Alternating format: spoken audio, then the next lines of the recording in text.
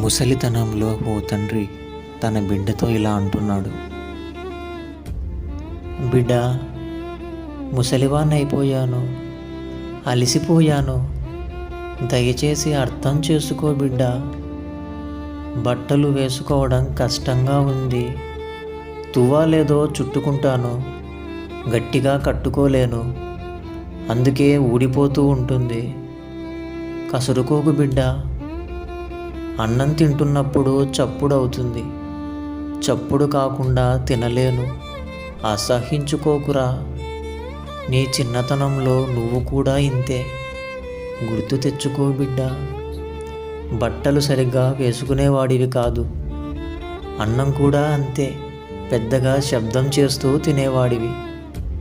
ఒకే విషయాన్ని పదే పదే చెప్తుంటాను. విసుక్కోకు నాయనా. స్నానం చేయడానికి ఓపిక ఉండదు. చెయ్యలేదని తిట్టకురా. నువ్వు కూడా చిన్నప్పుడు స్నానం చేయమంటే ఎంత ఏడిపించేవాడివో గుర్తుందా? తినాలని లేనప్పుడు తినలేను. విసుక్కోకు. కీళ్ళ నొప్పులు, నడవలేను.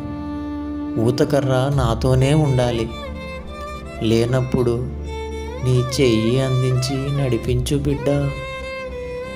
నీకు నడక వచ్చే వరకు నేను అలాగే నిన్ను వేలు పట్టుకొని నడిపించాను.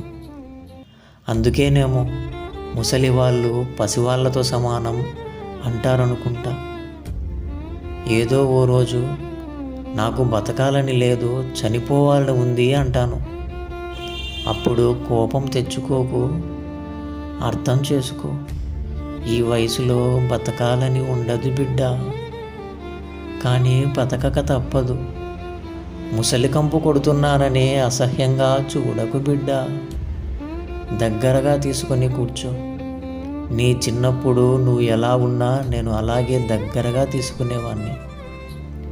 నువ్వు అలా తీసుకుంటే ఆనందంగా, ధైర్యంగా, నవ్వుతూ చనిపోతాను బిడ్డ.